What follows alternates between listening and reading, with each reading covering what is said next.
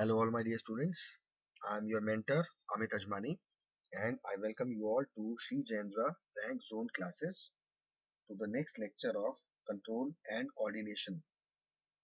Now, in this chapter, we have discussed about the control and coordination process taking place in plants as well as in animals. And in today's session, we will be discussing a few questions related to the chapter. So let us start doing the questions one by one. The first question says, which plant hormone promotes dormancy in seeds and buds? Is it auxin or gibberellin or cytokinin or abscisic acid? Now, we are being asked the plant hormone which promotes dormancy. So, which of these promotes dormancy? It is abscisic acid, the negative hormone ABA. Had it been breaking the dormancy, then in that case, the hormone responsible for breaking the dormancy in seeds and buds is cytokinin. So we need to observe what precisely is being asked in the question because we need to answer accordingly, right? So the correct answer to this option is D part, that is abscisic acid. Let us come to question number 2. Roots of plants. Okay, now what we do is we also relate the remaining parts functions so that we may revise also. Auxin, we know it helps in cell enlargement and cell differentiation and the fruit growth. Gibberellins also helps in the fruit growth, cell enlargement and cell differentiation along with auxins, right? Cytokinins we already discussed. There are other functions also of cytokinins. Number one, it breaks the dormancy in seeds and buds. Number two, it helps in the opening of stomata. Number three, this cytokinin is also responsible for delaying the aging of leaves. And apart from promoting dormancy, abscisic acid is involved in wilting of leaves called abscission and the closing of stomata. Clear? Next question. Roots of plants are positively geotropic, negatively geotropic, positively phototropic, none of these. First of all, what exactly is mean by saying phototropic or geotropic?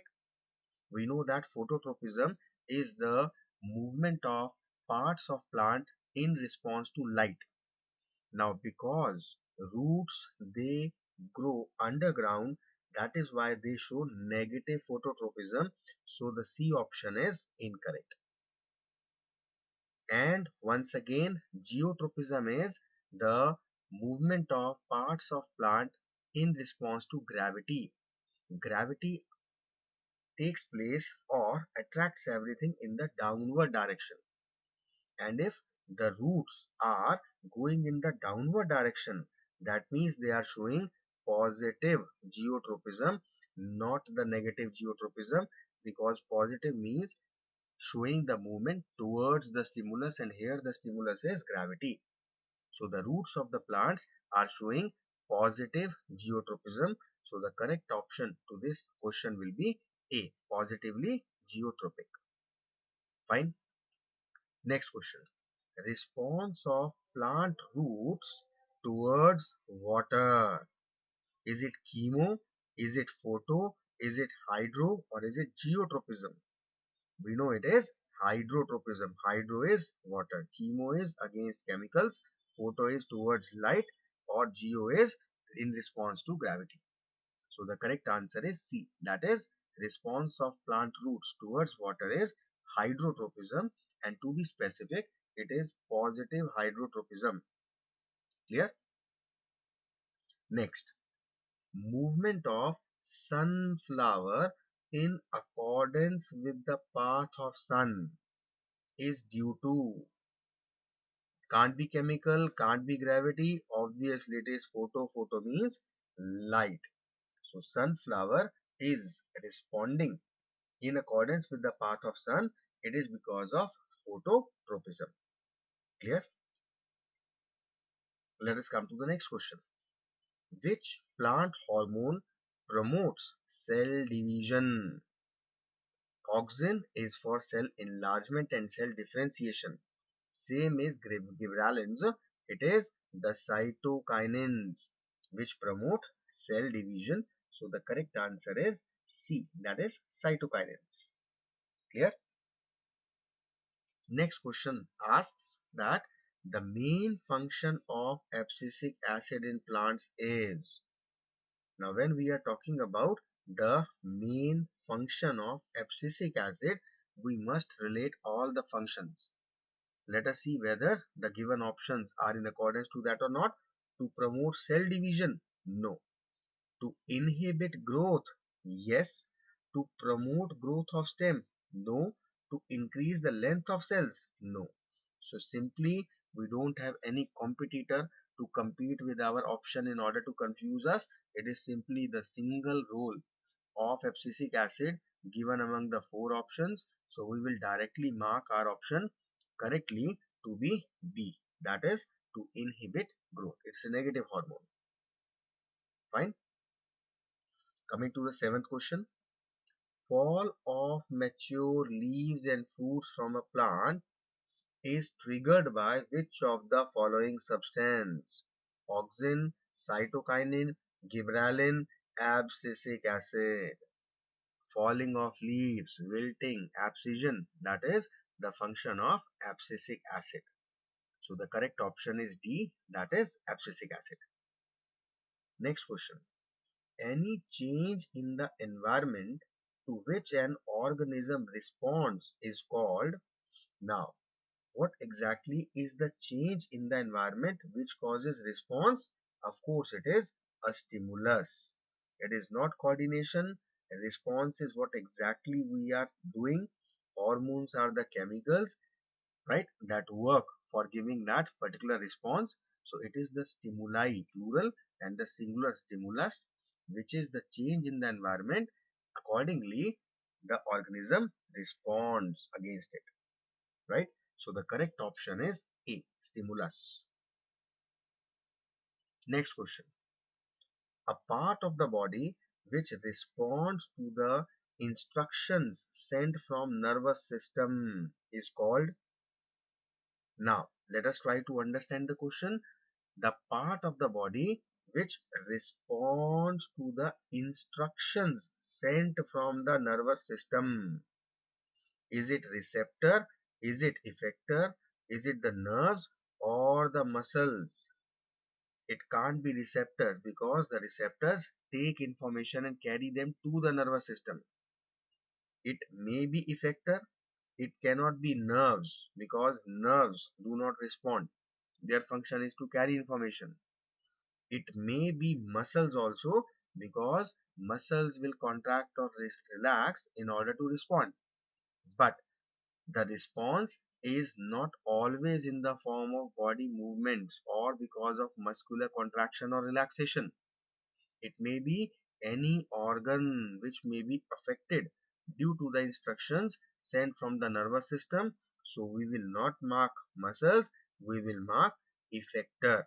So effector organs will be responding to the instructions sent from the nervous system, and side by side we can also revise that these instructions will be sent to these effectors through which type of neurons? Motor neurons.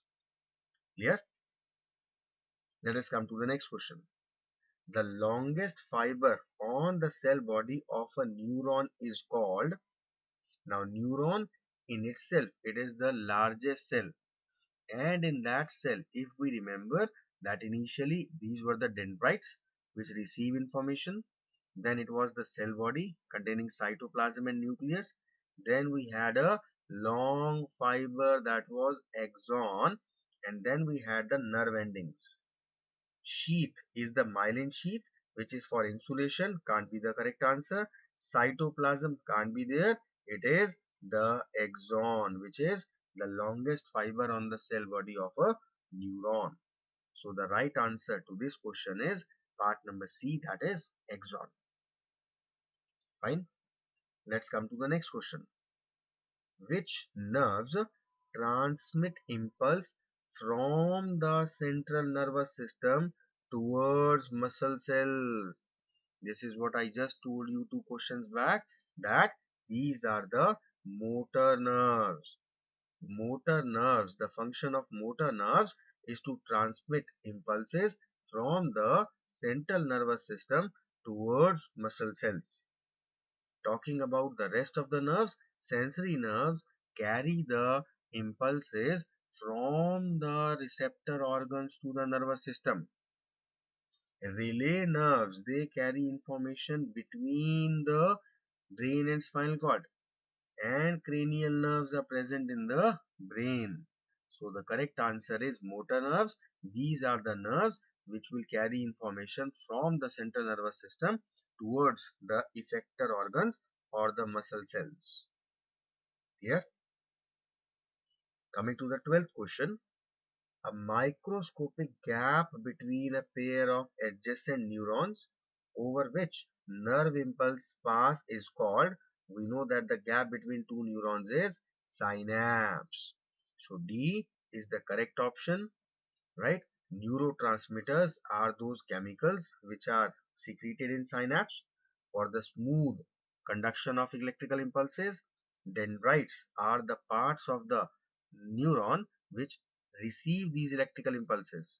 And axon is a long fiber of neuron through which the electrical impulses are transferred to the nerve endings. So the gap between a pair of adjacent neurons, that is synapse. D is the correct answer. Clear? Next question is a figure shown to us. There is a stimulus, any stimulus. It will be received by the receptor through sensory neurons. It will be taken to a question mark, right? And from this question mark part, the motor neurons are going to provide the information to the effector organs, due to which response will be given. And this is a figure or a flow chart regarding the reflex arc. Now we know that whenever we are talking about reflex arc, the decision taken is by the spinal cord, not the brain, right? Neither the cranial or the relay neurons. So the correct answer to this question mark is spinal cord, option number A, because it is a reflex arc that we are talking about. These are the reflex actions that we are talking about, right? So the sensory neurons always provide information to the spinal cord. Had it not been reflex arc, had it been a normal voluntary response, in that case, information from spinal cord goes to brain. Brain takes the necessary analysis part and gives the necessary decisions again back to spinal cord. Through spinal cord only, this will again be just transferred to the effector organs through motor neurons. Clear? Next, 14th question. The highest coordinating center in the human body is, it is considered to be the brain. We are not saying the most important part, because spinal cord is important, heart is the most important part of the blood circulatory system, kidneys are the most important part of the excretory system. In one way or another, all the parts of our body are very, very important. Without any part, the body functions cannot be done normally. But here we are talking about highest coordinating center. We are talking in terms of coordination, and it is the brain. Clear? So C is the right answer to this question number 14. Next question is, the main function of cerebrum is it thinking or hearing or memory or balancing? It is not balancing, because that is a function of cerebellum, not cerebrum. Rest all, whether it is thinking or hearing or memory, these are all the functions of cerebrum. Now when we talk about the main function is the thinking part. That is the main function of cerebrum, because hearing can be done through the phonoreceptors. Memory part, at times because of age or because of certain reasons, certain diseases, memory part is also impacted. The main function of cerebrum is thinking, right? So A will be marking the correct option to this question. Coming to the next question, posture and balance of the body is controlled by. This is what exactly we just discussed in the previous question. It is the function of cerebellum. Pons help in regulating the rate of respiration. Medulla oblongata is for involuntary actions. Cerebrum, we just saw about the thinking, and the main, all the sense organ information related part is the cerebrum. It is the cerebellum, right, which maintains the balance of the and the posture of the body. Fine. Next is breathing is controlled by which part of the brain? Is it cerebrum? No, it is not related. Cerebellum? No, it is the balancing and body posture part. Hypothalamus? No, it is medulla oblongata, because breathing is an involuntary process. And the involuntary processes like breathing, rate of respiration a bit, then that talking about the coughing, sneezing, all these things, involuntary actions, these are the functions of medulla oblongata, a part of the hind brain, right? Next question says, which part of the nervous system controls the reflex activities of the body? Now, because we are talking about the reflex activities, the answer is spinal cord. The brain doesn't control the reflex activities, neither do the cerebrum or cerebellum.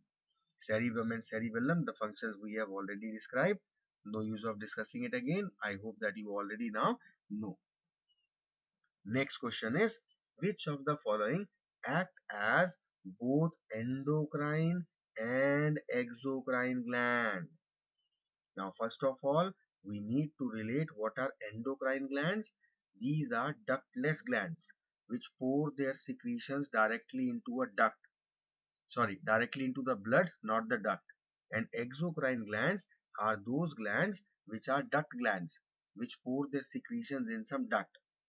Now, out of these, pancreas is both endocrine as well as exocrine gland.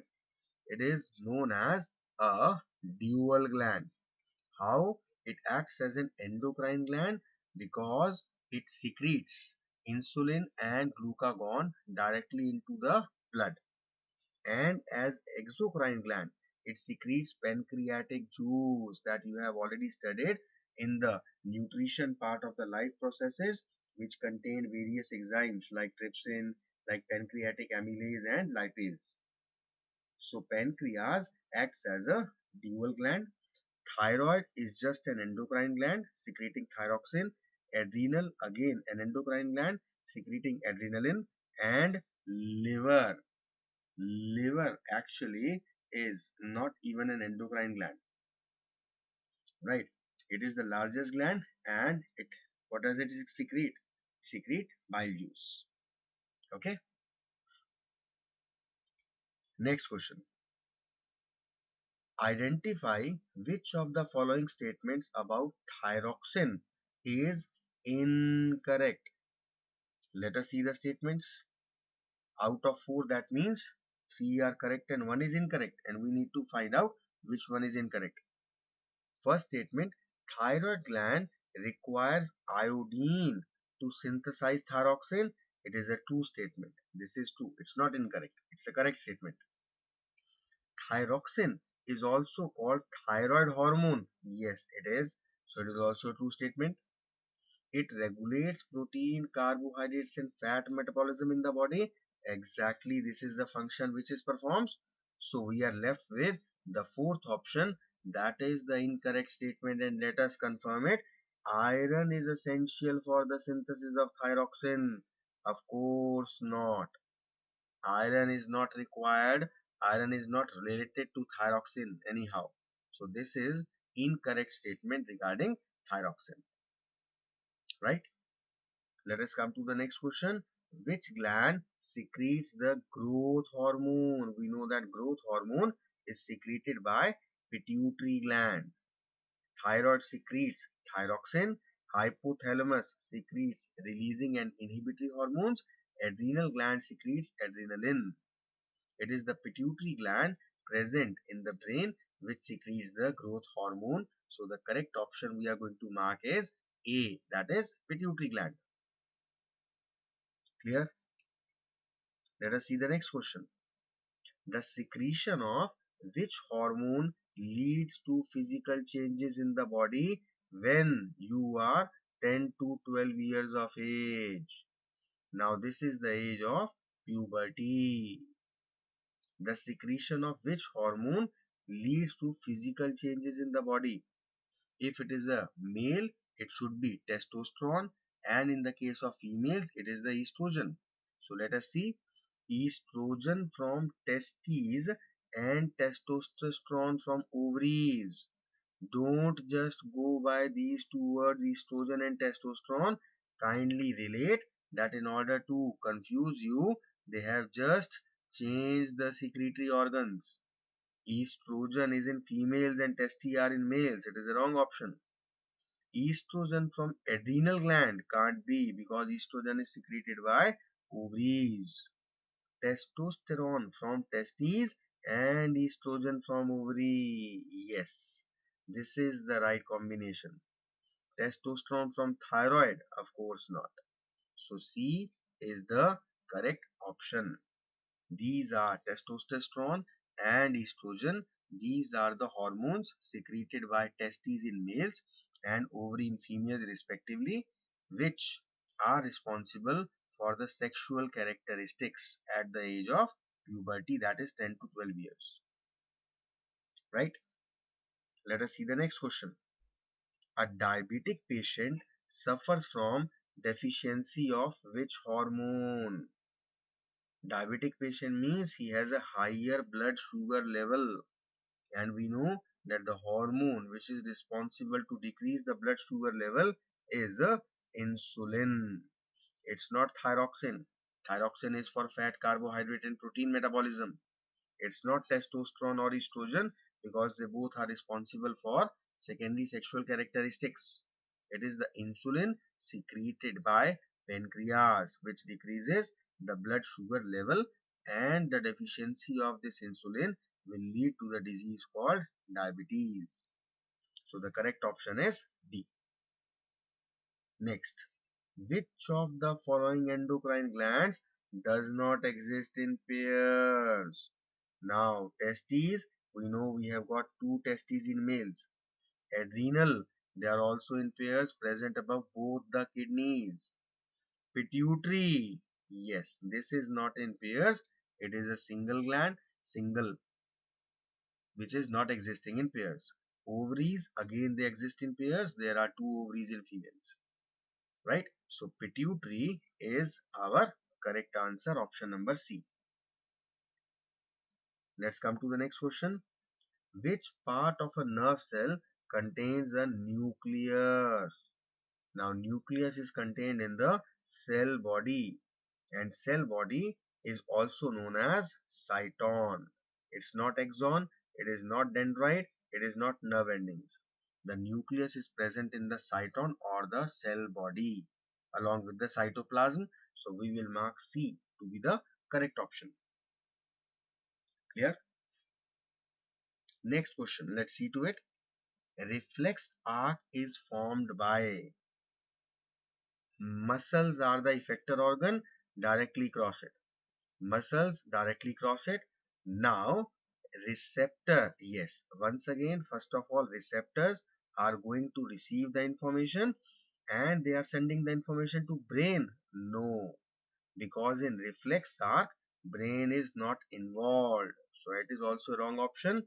This is the correct option. Receptor providing information to spinal cord through sensory neurons, and the command given to the muscles, that is the effector organs, through motor neurons. So D is the correct and the right option. Here, coming to the next question. Which of the following tissues provide control and coordination in animals? We have seen that there are two type of tissues. One is the nervous tissue, another is skeletal. No. Muscular is okay, but not skeletal. Muscular is okay, but not transport. So it is the nervous and muscular.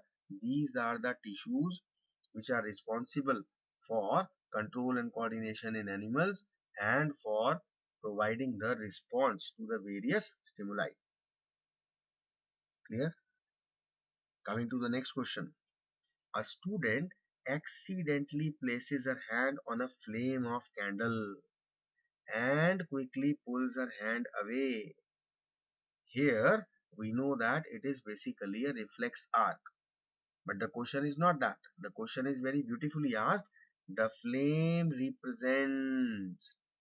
Now it is the flame of the candle based on which the student pulls her hand. So pulling her hand is a response through reflex arc, and flame of candle is here acting as a stimulus, right, which is creating a response of pulling the hand away, right? Good question. Next, how many pairs of cranial nerves are present in man? These are 12 pairs, right? You need to remember that there are 12 pairs of cranial nerves present in man. Next question. Reflex actions are mediated through. Who is mediating the reflex actions? It is the spinal cord. It's not the brain, it's not the effector or the receptor organs. Clear? Let's relate the next question. The leaves of mimosa are sensitive to, is it light, is it smell, is it touch or heat? We know that the leaves of Mimosa pudica, which is also known as touch me not plant, they are sensitive to touch, and the moment we will touch them, the leaves will droop down. That is why it is also called the touch me not plant, because it is sensitive to touch. Next question. Which statement is incorrect about auxins? So let us see what are the various statements given regarding the auxins. They promote the growth of root. The very first statement is incorrect. They do not promote the growth of root because auxins are not present in the roots. They promote the growth of shoot. Yes, they influence the formation of flower and ripening of roots. Yes, they inhibit the growth of root. I think there is, okay, they inhibit word is here. Inhibit, no, they don't have the role anywhere regarding the roots, right? So the actual answer to this question is the A part. They promote the growth of root. That is the correct statement. They inhibit the growth of root because the roots are underground. That is why, because of non-presence of auxins, the growth will be inhibited. So the correct option to this question is A. Let us see the next question. The hormone that is used to keep flowers fresh is. Now this is a different question. It is the function of cytokinins to keep the flowers fresh. It is not related anywhere to the gibberellins or auxin or abscisic acid. It is the cytokinins due to which the flowers are kept fresh. Next question. The main effect of cytokinin in plants is to. Is it to improve the quality of roots, or to prevent the growth of lateral buds, or to regulate the opening and closing of stomata, or to stimulate cell division, or to increase the length of internodes on flowering stems? Why there are five options I don't know. Shouldn't be some printing error I suppose. But we know that cytokinins, they stimulate the cell division. That is their main function, right? They also open the stomata So they regulate the opening and closing? No, they are not responsible for closing. It is the function of abscisic acid. So we will mark D as the correct option. Clear? Coming to the next question. Abscisic acid controls. Is it cell elongation and cell wall formation? No. Shoot elongation? No. Cell division? No. Is it leaf fall and dormancy? Yes. It helps in the wilting of leaves, that is abscission, due to which it has got its name abscisic acid. Seeing the next question. Which endocrine gland is also known as master gland? It is the pituitary gland which is known as master gland. And why? Because it has got so many secretions. That is why it is termed as the master gland. Clear? Next question. Which of the following acts as both endocrine and exocrine dual gland? We have just seen it is the pancreas which act as dual gland, as well as ovaries. Ovaries are also dual glands. How? It's not adrenal, because adrenal is just an endocrine gland which basically only secretes adrenaline hormone. Pituitary is also just an endocrine gland because it secretes hormones in the blood. But when we talk about ovaries, they can be considered as dual glands because they form ova or egg which they release in oviduct, and they also secrete two hormones called estrogen and progesterone which they put it in blood. So they act as both duct glands as well as ductless glands. Similarly, pancreas, they are also both endocrine and exocrine. We have discussed in one of the questions above how pancreas, they secrete insulin and glucagon in blood. Therefore, they are the ductless gland or acting as endocrine glands, and they also secrete pancreatic juice in the pancreatic duct, which contains various enzymes for the digestion of food. So it also acts as a dual gland. But now since we are opting for one option, we'll be opting for pancreas. Now why is it so, sir? Ovaries are also dual glands, but ovaries do not secrete ova.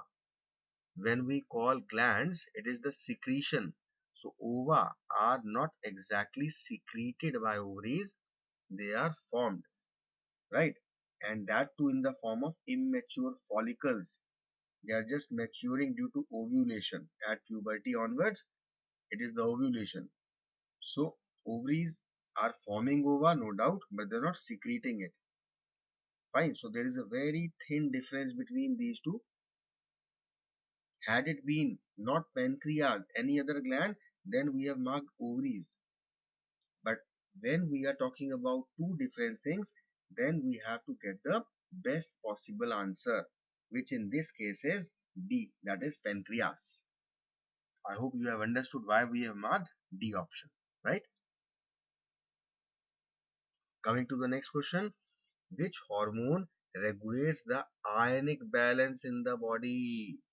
Now this you need to make sure that such questions you mark, because while we were teaching this chapter, we never specified the function of the hormone which regulates the ionic balance. It is basically vasopressin. This vasopressin is secreted by pituitary gland.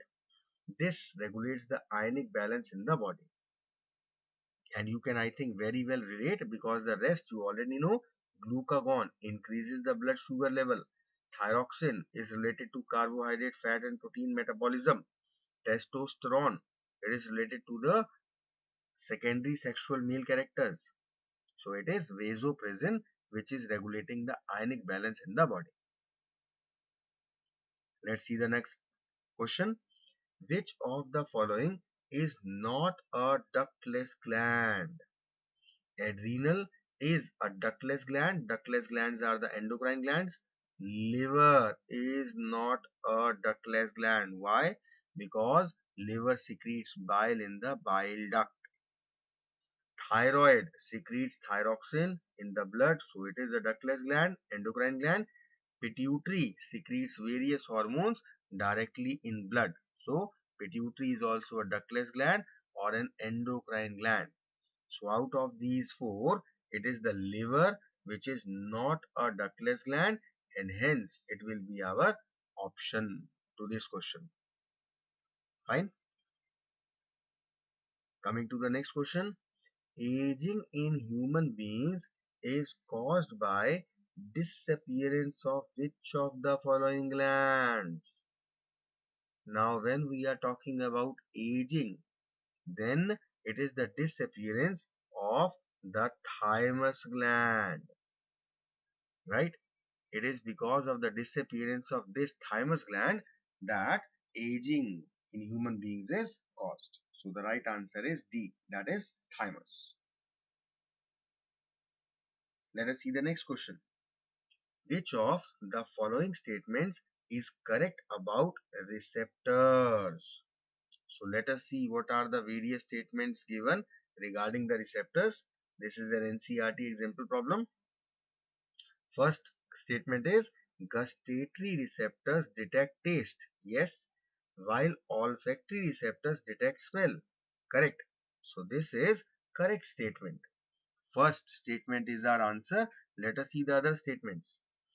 Both gustatory and olfactory detect smell. No. Auditory detect smell. Can't be. No need of reading the remaining part. Olfactory receptors detect taste. No. So confirmed, A is the correct answer. Clear? Let's come to the next question. Which of the following is not associated with growth of plant? Is it auxin? No, it is related to growth of plant. Gibberellins also, cytokinins also. It is the abscisic acid which is the growth inhibitor. So D is the right answer, that abscisic acid is one of the following in which growth of the plant is not directly associated with it. Clear? Coming to the next question. Involuntary actions in the body are controlled by involuntary actions. They are controlled by medulla. Yes, medulla. Yes, medulla. Yes, medulla. Yes. All are medulla. So what is the difference? Medulla in forebrain? No. In midbrain? No. In spinal cord? No. Medulla is a part of hindbrain. Clear? So C is the correct option to this question number 43. Answer is medulla in hindbrain. Let us see question number 44. Which of the following is not a plant hormone? Auxin is a plant hormone. Cytokinin is a plant hormone. Abscisic acid is a plant hormone. It is the ascorbic acid which is not a plant hormone. So we will mark the option B to be our answer. Next question. One of the following plant hormones is responsible for the phenomena of phototropism. Now, phototropism is the growth movement due to auxins. So, the right answer to this question is D, auxins. Clear? Coming to the next question. The movement of a plant part in response to force of attraction exerted by the earth. Now the tropic movements because of the force of attraction by earth, that is gravity, this is geotropism. Hydro is water, chemo is chemicals, photo is light. It is the geotropism, that is the movement of plant part in response to gravity. That is the force of attraction exerted by the earth. Clear? Let's come to the next question. The movement of sunflower in accordance with the path of the sun is due to. This question we have already done. What was the answer? It is phototropism. Simple, right? Next question is the plant part which exhibits negative geotropism. Negative geotropism means it should be going against gravity, that is in the upward direction. And what exactly grows in the upward direction? Is it root? No. Is it branch? No. It is the stem, not even the leaves. So B part, stem, is the correct answer as the plant part which exhibits negative geotropism. Okay, coming to the next question. A big tree falls in a forest, but its roots are still in contact with the soil. Now what happens is the branches of this fallen tree grow straight up vertically. This happens in response to, now when we are talking about the branches, that is the shoot system, it is growing vertically up, right? So it is not in response to water, it is response to light. Positive phototropism is shown. Light is correct, but water should not be there. Water and minerals, no. Gravity is okay because it is, the shoots are showing negative geotropism. And water, no, water is not there. Light and gravity, yes, this is the correct option, that the branches of the fallen tree are growing vertically upward because of these two things. One is light, that is they are showing positive phototropism growing towards it, and gravity because they are showing negative geotropism going against gravity. Got it? Next question says, which of the following is not caused by a growth movement? Let us see what are the various options given to us. Bending of the shoot of a plant in response to light. It is caused because of the growth movement due to the auxins. Closing up of leaves of a sensitive plant on touching with an object. It's not the closing up, it is the drooping down. So this is, once again, first thing wrong, and second thing, it is not a growth movement. It is just a reaction.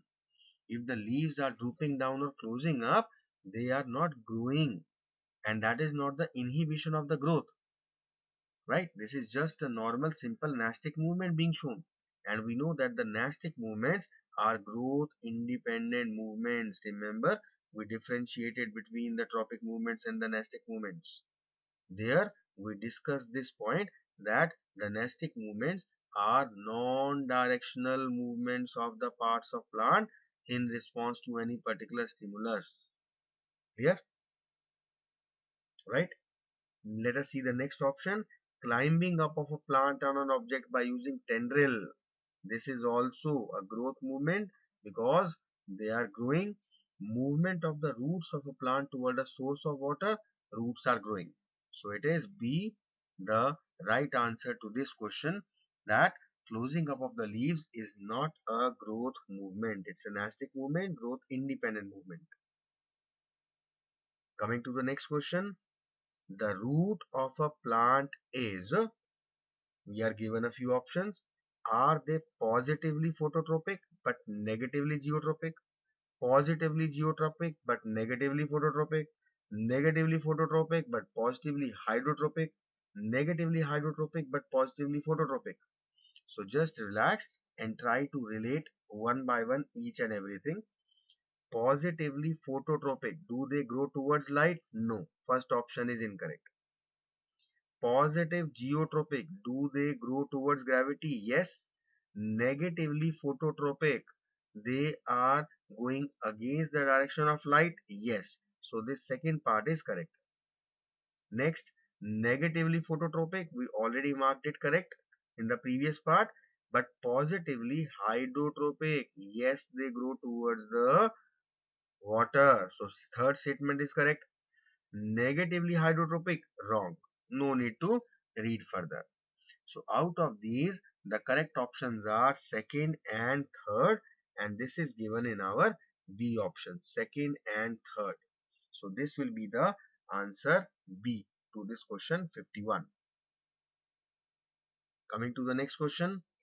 The main function of the plant hormone called abscisic acid is, I think we have already done it. The main function is to inhibit the growth of the plants. It is a growth inhibitor. Clear? Coming to the next question again. The growth of tendrils in pea plants is due to the. Now, why exactly the tendrils are going? Is it the effect of sunlight on the tendril cells facing the sun? Not at all. Is it the effect of gravity on the part of tendril hanging down towards the earth? No.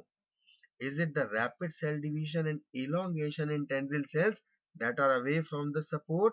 Yes. That is why the tendrils grow in pea plants, because of the rapid cell division and because of the elongation in tendril cells. Right? So C is our correct option. Coming to the 54th question, which of the following phytohormone is not associated with the promotion of growth in plants? It is not associated with the promotion of growth. Auxins, gibberellins, cytokinins are all associated with growth of the plant. It is the abscisic acid which is the growth inhibitor. So the question and the answer is same, but the way of asking the question is different. In the previous questions, it was asked that which of them will inhibit growth, and now it is asked that which of them is not associated with growth. Indirectly, it is the same thing, and directly, it is the same answer. ABA, abscisic acid, growth inhibitor. Next question, the plant hormone which triggers the fall of mature leaves and fruits from the plant body is. Once again, it triggers the fall of mature leaves, wilting, abscission, the function of abscisic acid. Fine. Let's see the next question. Which of the following terms denotes the movement of the roots of a plant towards moisture in the soil? Soil, moisture, we are talking about water, so it will be hydrotropism. Clear? Now the next question asks, the growth of a pollen tube towards the ovule caused by a sugary substance as stimulus, which are the pollen grains we know. It is an example of, it is chemotropism. We have studied chemotropism, response of part of plant in response to any chemicals.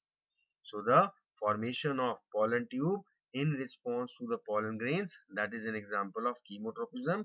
Hence, D is the correct answer to this question. Clear? Next question is, the bending of the shoot of a plant in response to light is called in response to light. So it has to be photo. And the bending of shoot towards light is tropic movement. Thigmo, it can't be, it's not geo, it is photo. But is it photonesty or phototropism? It is phototropism. Right? So B is the correct option because it is a directional movement that we are talking about. Clear? Let's see the next question.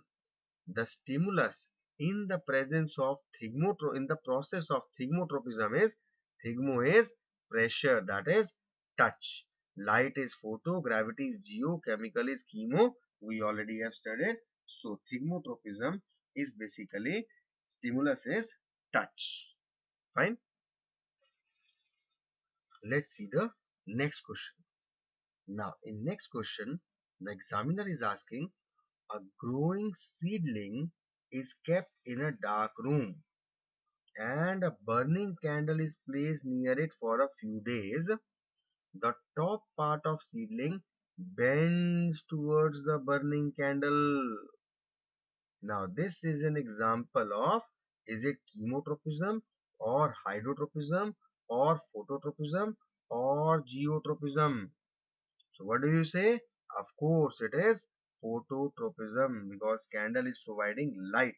It's not a chemical, there is no water and there is no gravity acting. It is the phototropism. Right?